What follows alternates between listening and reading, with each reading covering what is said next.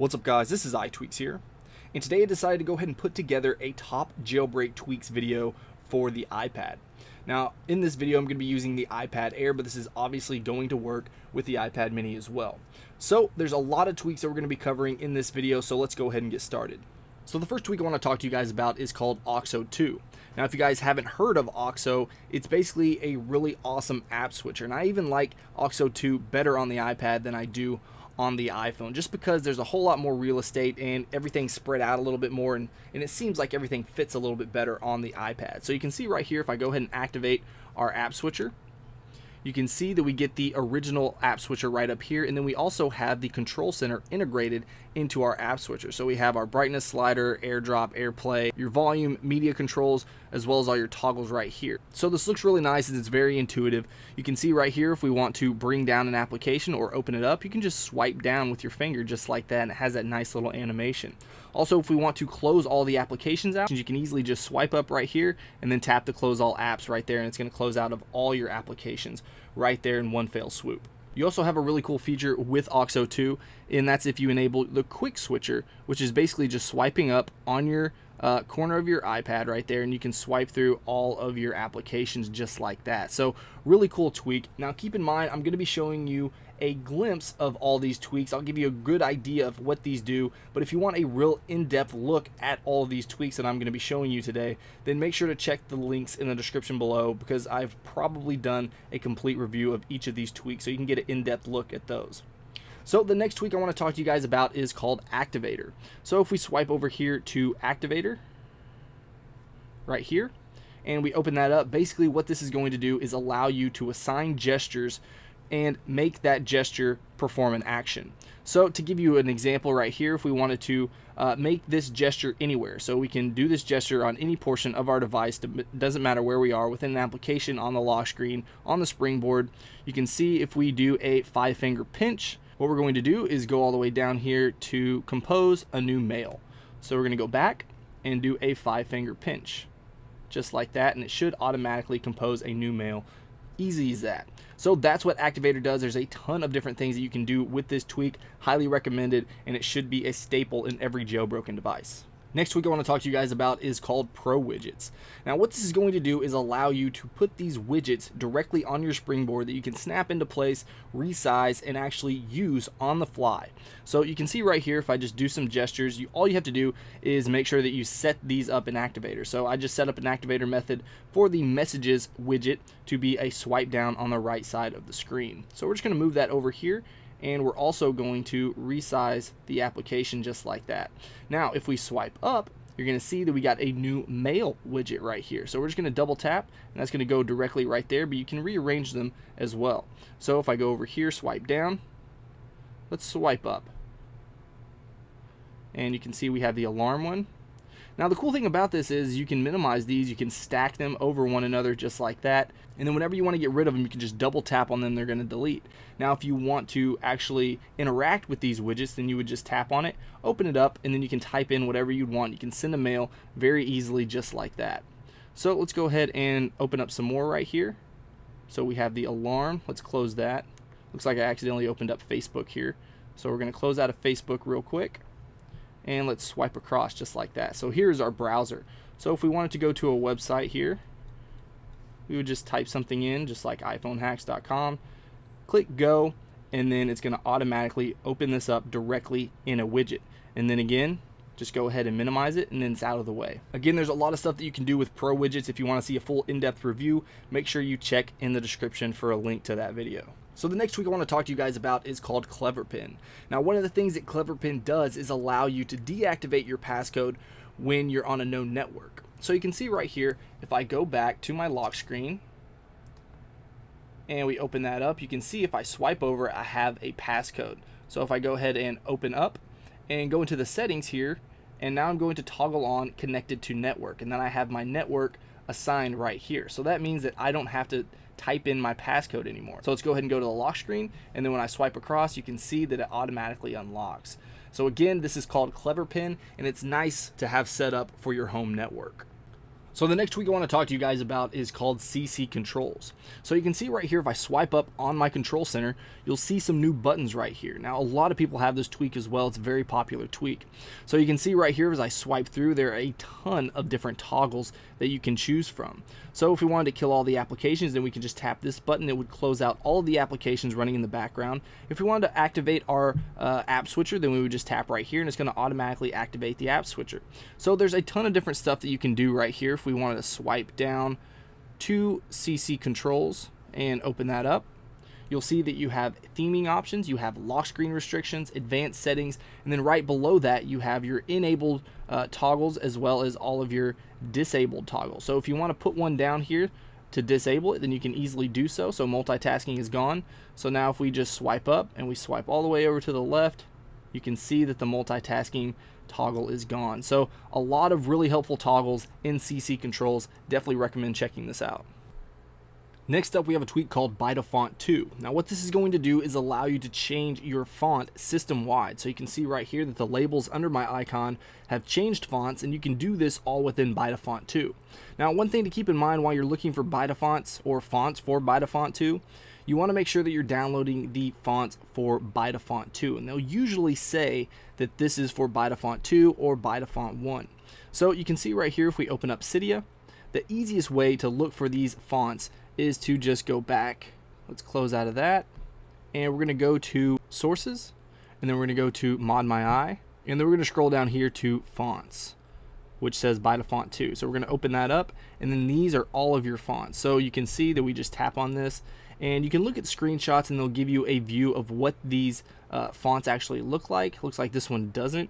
Let's scroll down here to just a few of these, and you can see what these fonts look like. So the way that you use this, I've actually downloaded a font called Architect's Daughter. So you can see that it changes everything up. It changes completely every text that's on your device. It changes to this font. So you can see right here, if I swipe over to By Default 2 and open it up, this is how you're going to set it up. You'll just want to, you can browse within this as well, but I found the most useful place is within Cydia. But if you want to actually set one up and enable it, then you would just tap on Basic right here, and then you would select the font. So all your fonts that you've downloaded will be right here. So if you tap right here, it's going to say, are you sure you want to proceed? This is basically going to set it back to the original font. Now I don't want to do that, so I'm going to tap no, but you will have to respring your device every time that you change font. So again, By Default 2, this is going to allow you to change your font system-wide on your device. Here we have a tweak that everybody knows and loves, and it's called Zeppelin. And what this is going to do is change your carrier logo to basically whatever you'd like. You can see right here that I have a Batman symbol right there, and you can change this up. There's a ton of different things or themes or logos that you can download within Cydia for Zeppelin, but you can see right here this is what's going to come with its stock. So if we open this up, you can see that we have all of these themes or these logos. You have the Abstergo, Android, Aperture Science, Apple, Assassin's Creed. There's our Batman, Nike. You can even put nothing up there.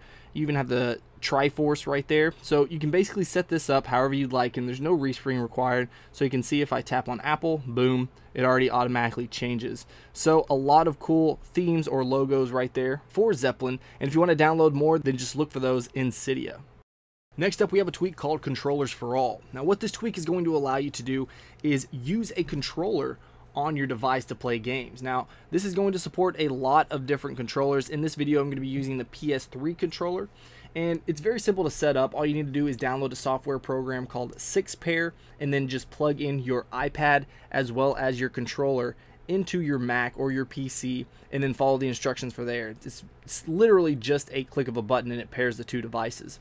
And then once you do that, just make sure that you enable Controllers for All in the settings, and then we're going to go into a game right here, and you'll see that we get a little pop down or banner that says initializing Bluetooth, and now it's searching for a controller. Press the PS button. So all you got to do is hit the PS button and we're connected to a controller.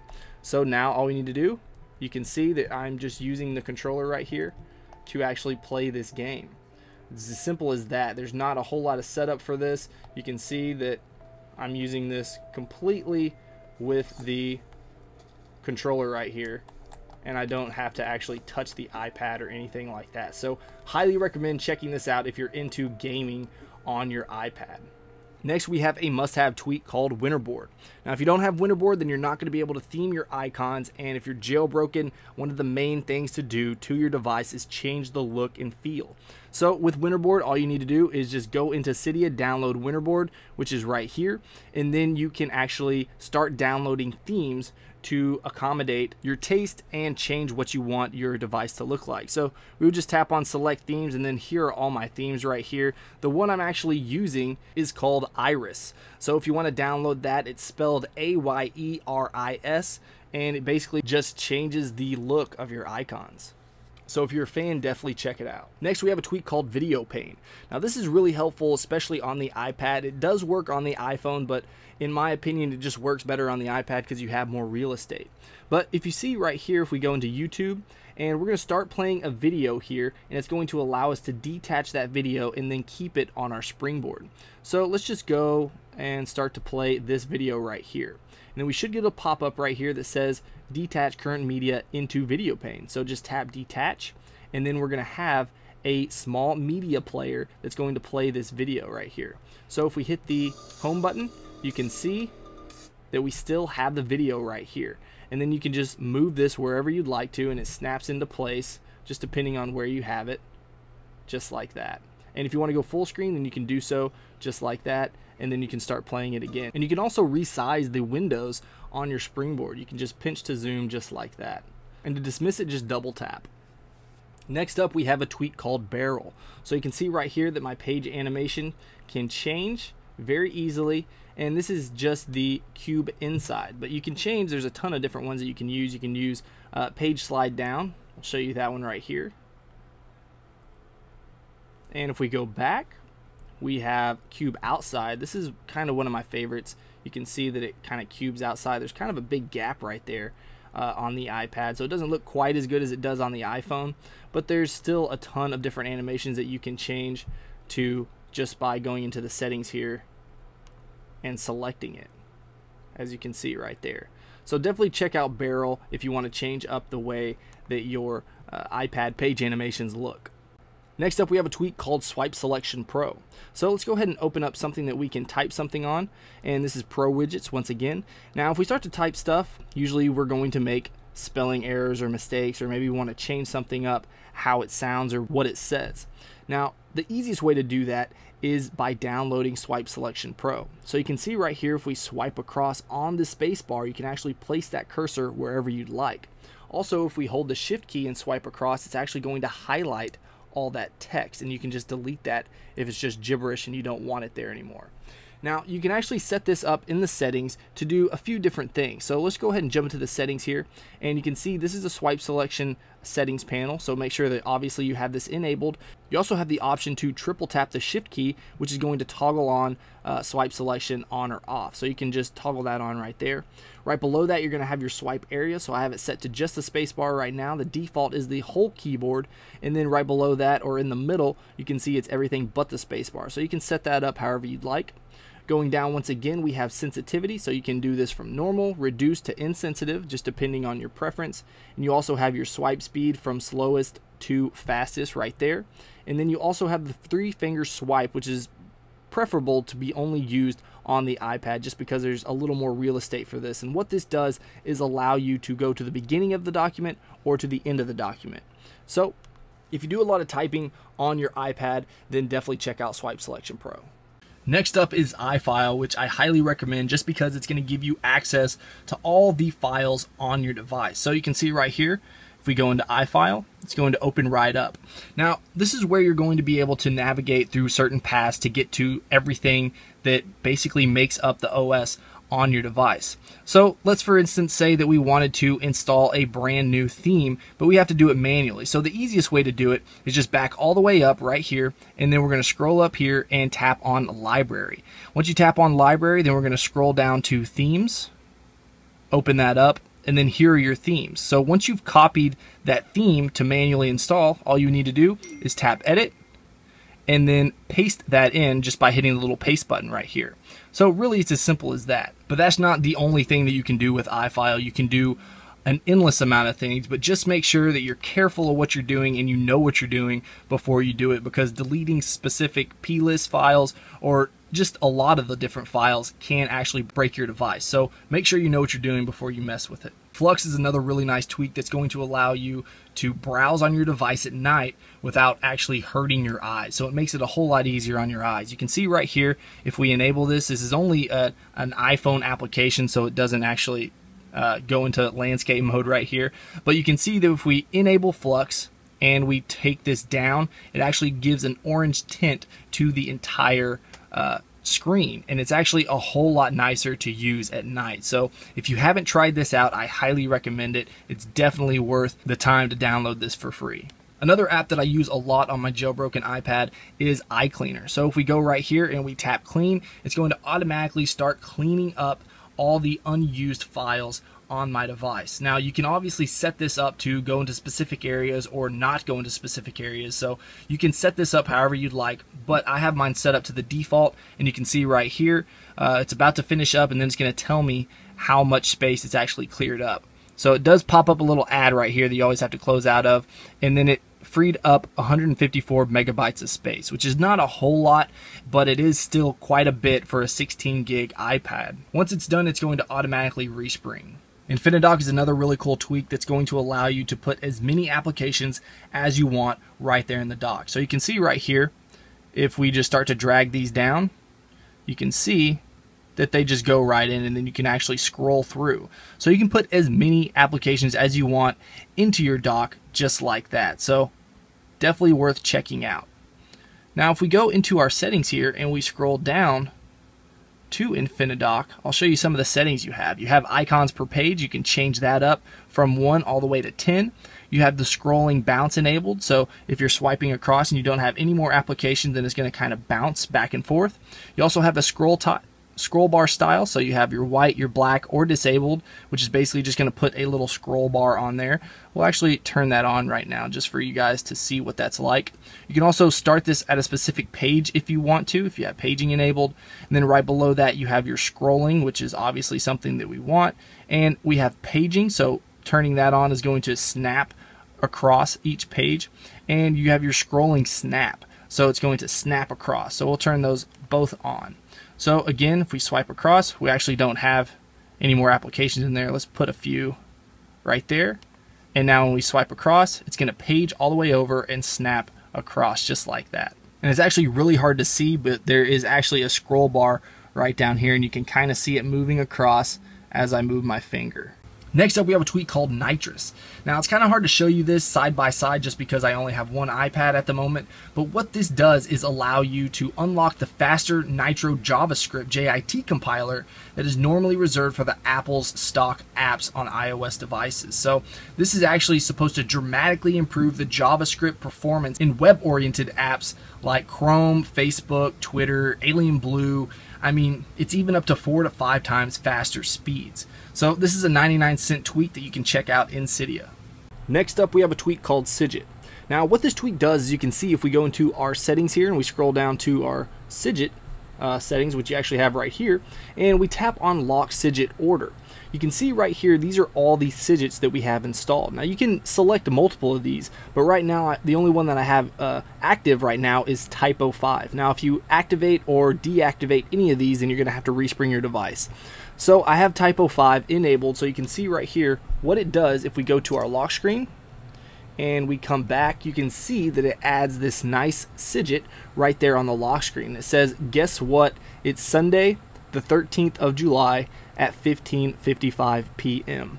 So this is just a nice looking Cydget for your iPad. Sometimes it's a little hard to find Cydgets for your iPad, but this is a good one, and you actually have to add a repo in order to get this. And I'll put the link in the description below for you guys to just add that repo. And then this one is called Typo5. So definitely check it out.